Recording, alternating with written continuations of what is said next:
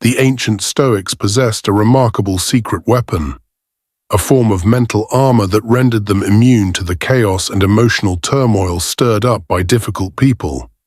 Imagine having such a tool, a shield that protects you from the negative energy others might throw your way.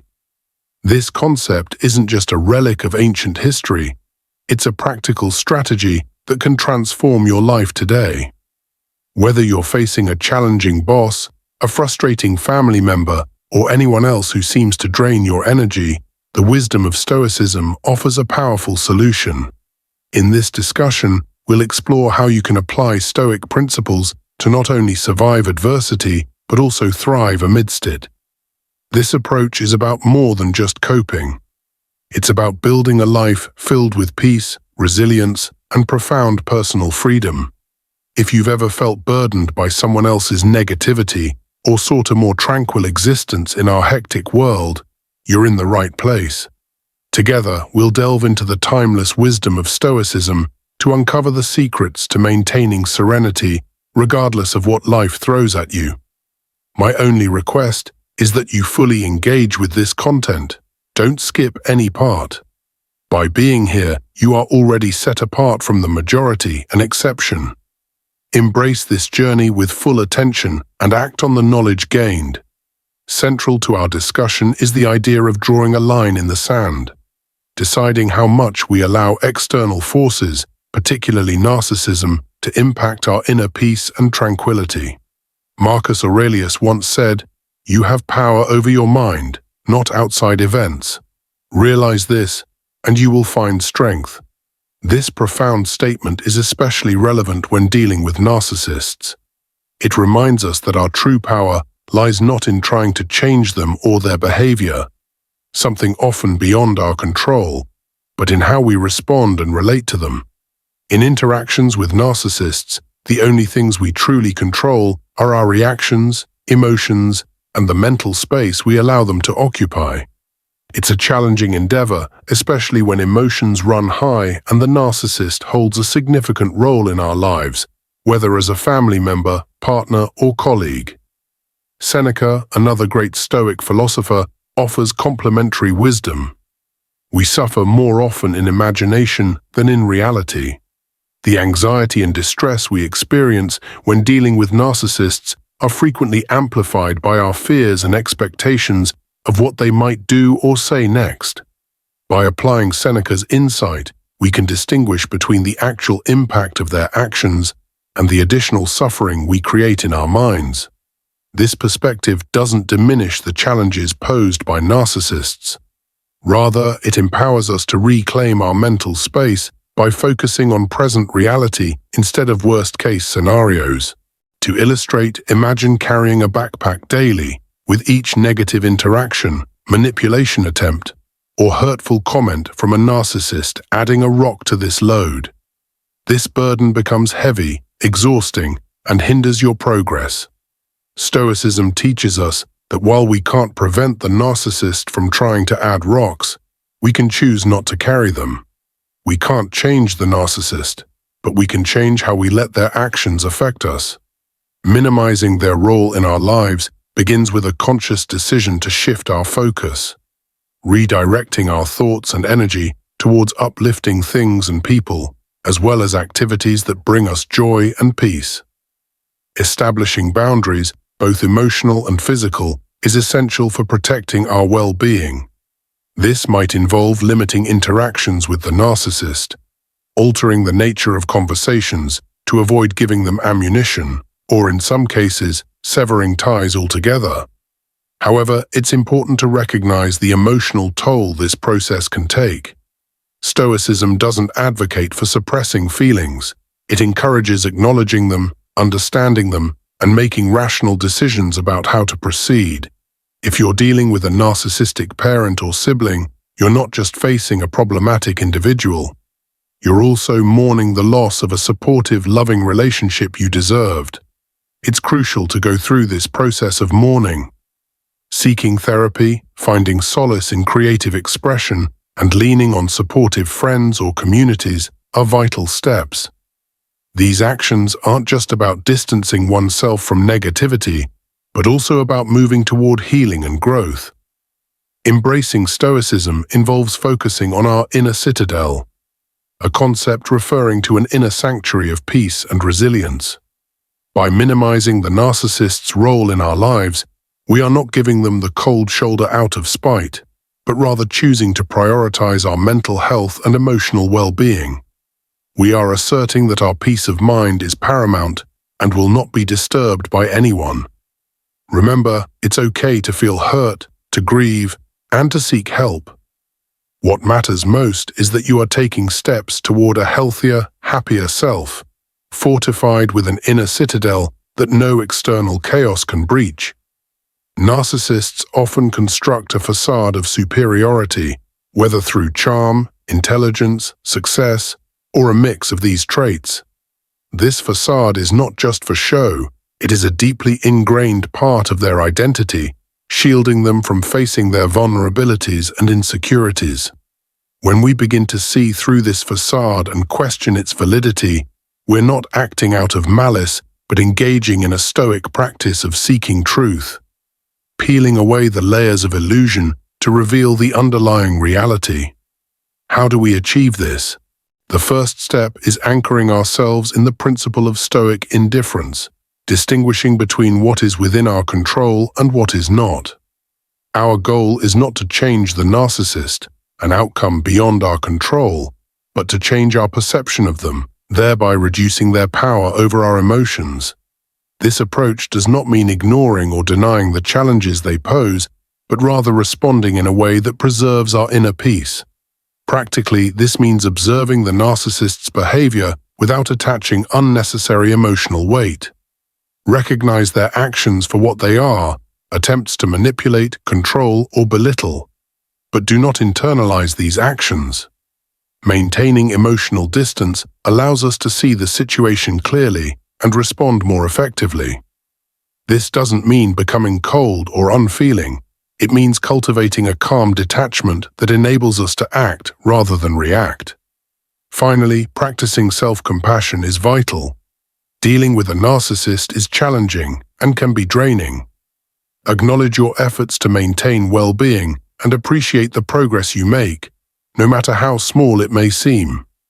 Self-compassion builds resilience and ensures you are not overly harsh on yourself for struggling with these challenges. In summary, applying Stoicism in dealing with narcissists involves setting boundaries, cultivating emotional resilience, and focusing on what truly matters: your peace, happiness, and growth. It means recognizing the limits of your control, practicing self-compassion, and staying true to your values. By doing so, you build an inner citadel that no external force can breach, allowing you to live a life of tranquility and fulfillment despite the challenges posed by others. This is the essence of Stoicism, finding strength in serenity and consciously focusing on what genuinely matters.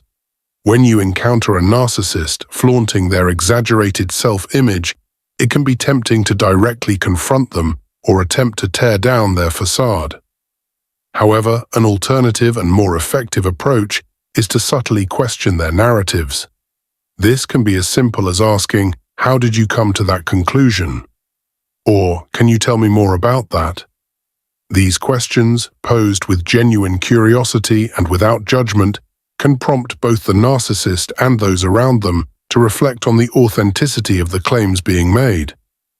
It is crucial, however, to approach this strategy with caution and mindfulness, always prioritizing your safety and well-being above all. Stoic philosophy teaches us to avoid engaging in confrontations that disturb our inner peace. Instead, we should strive to maintain tranquility and emotional equilibrium, regardless of external provocations. This means understanding when to engage and when to withdraw, always keeping our serenity at the forefront. By adopting a stance of detached curiosity, we are not directly challenging the narcissist's self-image, but rather inviting them and ourselves to explore the truth. This subtle questioning can gradually deflate their grandiose perceptions, not through confrontation, but through gentle, reflective inquiry. In doing so, you may find that their influence over you diminishes, allowing you to see the situation and the individual more objectively. This strategy aligns with the Stoic practice of prosocial or attentive awareness, where we remain fully present and conscious of our thoughts, words, and actions. Maintaining this mindful awareness allows us to navigate our interactions with narcissists with grace and wisdom, ensuring that we remain true to our values and committed to our pursuit of tranquility. Challenging the narcissist's idealized self-image from a place of diminished importance in your life is about seeking truth in a compassionate, non-confrontational way. It's about gently uncovering the reality behind the facade, guided by the Stoic virtues of wisdom, courage, justice, and temperance. By doing so, we not only protect our peace of mind, but also offer the narcissist, however indirectly, an opportunity for self-reflection and growth. The journey of self-awareness and healing is not a passive process. It requires active participation, courage, and a willingness to confront sometimes uncomfortable truths about ourselves. This path is not about confronting the narcissist or changing their behavior. It's about focusing on ourselves, our growth, and our well-being. Stoicism, with its deep roots in the cultivation of self-awareness and personal virtue, aligns perfectly with the therapeutic journey. It encourages us to look inward and to understand our reactions, emotions, and the values that guide us. Seneca's wisdom resonates deeply in this context. No person has the power to have everything they want, but it is in their power not to want what they don't have, and to cheerfully put to good use what they do have. In therapy, this means acknowledging our current limitations or pain points not as permanent fixtures in our lives, but as challenges from which we can grow and learn. It's about shifting our focus from external validation, particularly from those who cannot provide it healthily, to internal validation and self-compassion. Therapy offers a sanctuary for introspection and growth, a space where we can openly explore our feelings, experiences, and the impact of our relationships without judgment. The goal here is to heal from the wounds inflicted by toxic relationships, to recognize our inherent worth, and to understand that our value does not depend on the approval or recognition of a narcissist or anyone else. In the process of therapy, we engage in an act of Stoic reflection, examining our lives and choices through a lens of wisdom and courage. We question the beliefs that have tethered us to toxic relationships, beliefs that may have led us to seek validation from those incapable of giving it healthily. This self-examination is crucial for detaching from the need for external approval, a step that empowers us to reclaim our independence and autonomy. But therapy is more than just a process of detachment. It's also about building something new within ourselves. It's about discovering joy, passion, and peace on our terms, crafting a life that aligns with our deepest values and aspirations. This aligns with the Stoic pursuit of a virtuous life, where happiness is found not in external accolades or relationships, but in living according to virtue. Engaging in therapy and personal growth is a powerful act of resistance against the negativity a narcissist tries to impose. It's a declaration that we are more than the roles we've been assigned in their narrative, that we have the strength and wisdom to define our own stories. This is the essence of Stoicism, recognizing that our power lies in our ability to choose our responses, cultivate our inner garden, and live by nature and reason. This journey of therapy and self-improvement is not always easy. It requires bravery to face our vulnerabilities, confront our fears, and step into the unknown. Yet it is also a path filled with hope. As we peel away the layers of pain and self-doubt, we uncover the resilient, vibrant self that has always been there, waiting to be rediscovered and celebrated. In the spirit of Stoicism, we learn through therapy that the ultimate freedom comes from within. It's the freedom to choose our attitudes, to respond with wisdom and compassion, and to live a life that reflects our truest self. This process of healing and growth is a testament to our resilience and our capacity for change. It reminds us that no matter the challenges we face, we have the power to cultivate peace, joy, and fulfillment from within. As we navigate this journey, we do so with the courage of a Stoic, embracing therapy and personal growth as opportunities to become the architects of our fate.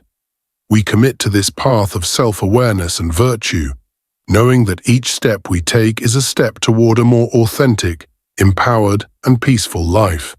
Stoicism teaches us that while we cannot control external events or the actions of others, we have absolute control over our internal world, our thoughts, reactions, and emotions. This principle is incredibly empowering, especially when dealing with a narcissist whose behavior can often feel like a direct assault on our mental peace. Let's unpack this a bit. The narcissist, by nature, may attempt to provoke, manipulate, or unsettle you through their words or actions. The instinctive reaction might be to respond in kind, to defend yourself, or to engage in conflict. However, this is precisely where Stoicism offers an alternative path, one of calmness, detachment, and inner tranquility. Choosing to control your reactions is not about suppression or denial of your feelings. It's about acknowledging your emotions and then making a conscious decision about how you wish to respond. This might mean taking a moment to pause, breathe, and reflect before responding. It might mean choosing not to respond at all. The key realization here is that your power lies in your response. You are not at the mercy of the narcissist's whims. You are the gatekeeper of your mental space. This strategy requires practice and mindfulness. It's about developing a keen awareness of your emotional triggers and the habitual patterns that dictate your reactions. It involves a commitment to observing your thoughts and feelings without immediately acting on them. This is where Stoic exercises, such as journaling or meditative reflection, can be incredibly valuable. They allow you to step back, view the situation from a place of rationality rather than emotion, and choose a response that aligns with your values and your desire for peace. By refusing to play the narcissist's game, by choosing calmness and detachment over engagement and conflict, you're doing something profoundly Stoic. You're practicing the virtue of apatheia, or freedom from passion, which is not about the absence of feeling, but the absence of disturbance. You're embodying the Stoic ideal of maintaining equanimity in the face of provocation. This approach is not about captivity or avoidance. It's an active, deliberate stance that says, "I am the master of my soul, the guardian of my peace. Your actions cannot penetrate the fortress of my mind unless I allow them to." It's a declaration of independence, a reclaiming of your power, and a commitment to your well-being. In embracing this strategy, we not only protect ourselves from the negative impact of the narcissist's behavior, but also cultivate a deeper sense of self-awareness and resilience.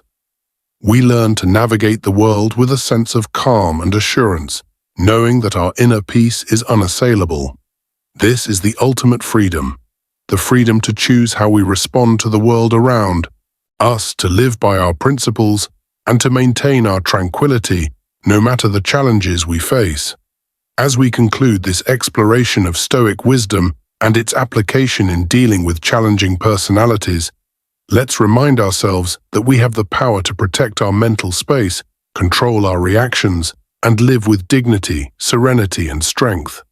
This is not just a strategy for dealing with narcissists, it's a blueprint for a mindful, virtuous life.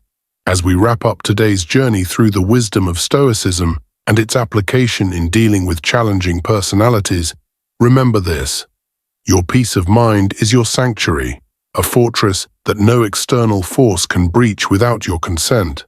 Like the Stoics, we have the power to choose our responses, stand firm in the face of adversity, and cultivate a life of tranquility and resilience. The strength you seek is not beyond you, it is within you, waiting to be harnessed and nurtured. Now I invite you to continue exploring these profound concepts. Dive deeper into the philosophy that can transform your life, offering you the tools to navigate its complexities with grace and wisdom. If you found value in our discussion today, consider subscribing to our channel, sharing this with someone who might need it, and giving it a like. Your support helps spread these timeless lessons to more people in search of guidance and strength.